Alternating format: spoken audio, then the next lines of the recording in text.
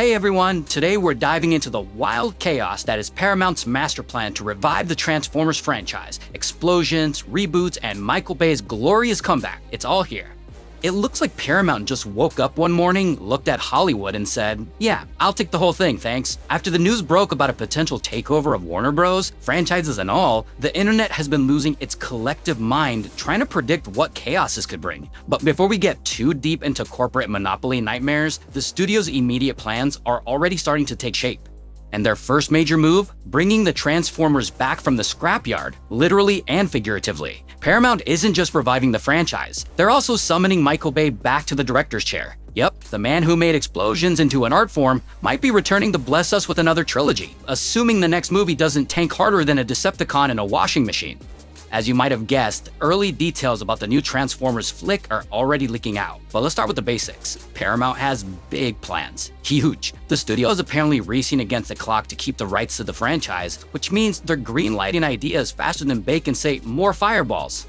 They're exploring all possible directions. Prequels, reboots, numbered sequels, maybe even a crossover with Fast and Furious if someone at the board meeting sneezes too loud. But the most obvious play here is simple. Bring back the man who started it all. Say what you will about Michael Bay, but the guy knows how to turn explosions into billion-dollar cinema. He's basically the Picasso of mayhem. Sure, not every one of his movies becomes an instant classic, but who else could turn a toy line for 8-year-olds into a global blockbuster empire? Bay himself hasn't made any official comments yet, but insiders, actors, producers, and folks close to the project have already started spilling some early tea. And here's one juicy bit. No matter which script version ends up winning, there will be no Shia LaBeouf this time. Apparently, Sam Witwicky has officially retired from yelling "Optimus" every 5 minutes. Back in the day, Shia LaBeouf himself decided to walk away from the Transformers series after the third movie. The guy felt like Sam Witwicky's story was done, wrapped up, boxed, and ready to ship to Nostalgia Town. And honestly, he's probably not too eager to come back anyway, especially since his character is, well, canonically 6 feet under. Remember The Last Night? That fever dream of a movie casually dropped the line that Vivian is the last surviving Witwickian. Translation? Everyone else in the bloodline, including our boy Sam, is toast. It's a blink and you miss it moment, but it's there. Fans weren't exactly thrilled when Shia left, but over time, the disappointment mellowed into a warm, nostalgic, man, those were the days feeling. Still, Paramount didn't waste time finding a replacement. Enter Mark Wahlberg, Hollywood's favorite guy who looks like he just finished a workout.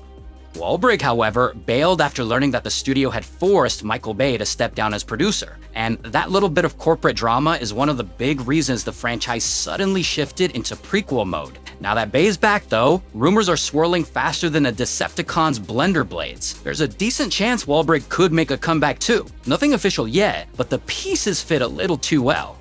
What is official though is that Tyrese Gibson seems ready to jump back into the action. The man's been part of Transformers since the beginning, playing Sergeant Epps in the original 2007 film. In a recent interview, he admitted that he's been in touch with Bay about returning for the new movie. He didn't drop any spoilers, but you know, 2 + 2 still equals Tyrese is probably back.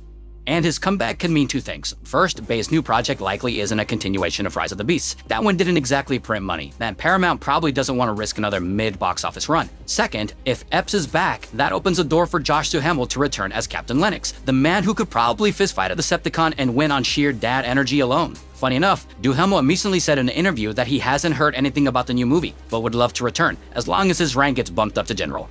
Both Epps and Lennox appeared in multiple installments, and if Tyrese is teasing a return, chances are Duhamel's dusting off the uniform too. Now sure, bringing back familiar faces might hit that sweet spot of nostalgia, but it also risks turning the Transformers timeline into an even bigger spaghetti mess than it already is. Whether Bay continues the OG storyline or goes full reboot mode is still unclear, and judging by the studio's mixed signals, they're not too sure either. Meanwhile, aside from Bay's mysterious comeback project, which currently exists in the somewhere in the timeline zone, there's also the planned finale for the Beast Horse saga.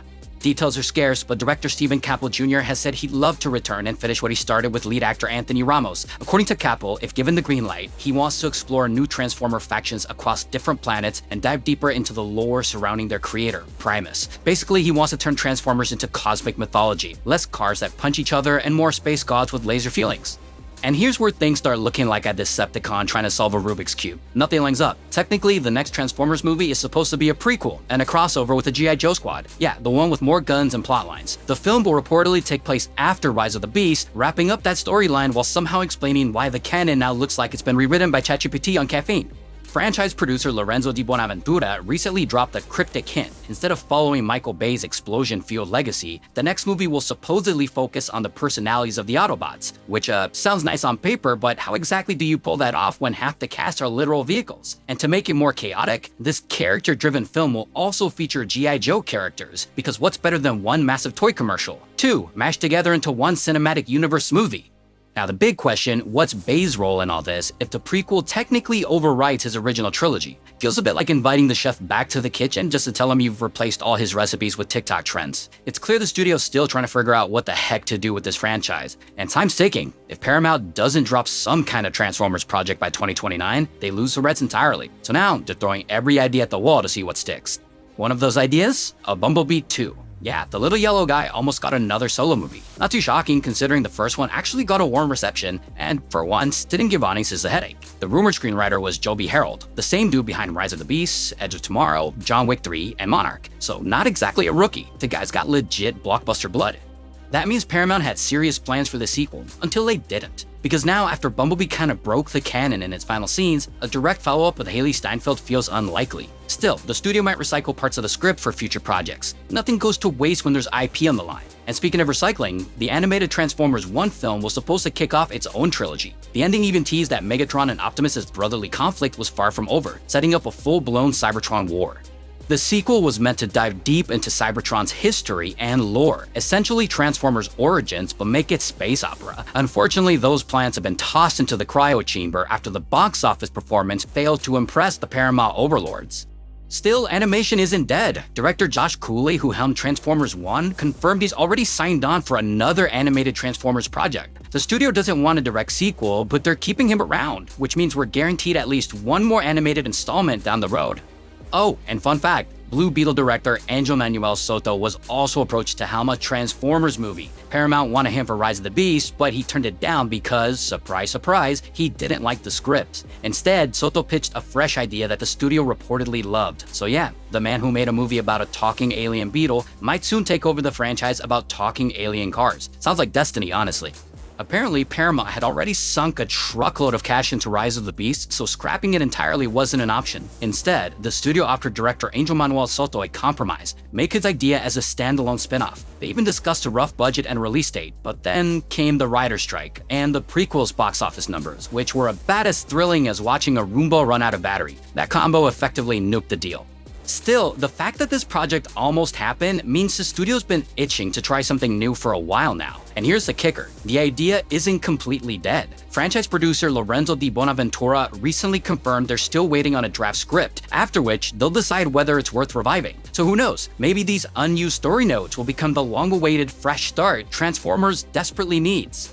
If Soto does end up taking the director's chair, it'll reportedly be a soft reboot, not a full reset, meaning it'll rewrite some of the continuity without pretending the past movies never happened. Basically the cinematic equivalent of, yeah, that was canon, until it wasn't. So let's count what's officially in the pipeline for the Transformers franchise. A new animated movie, a G.I. Joe crossover, and of course, Michael Bay's next Explosion Symphony. Those are the projects confirmed by multiple sources, meaning they're probably real and not just wishful fanfiction.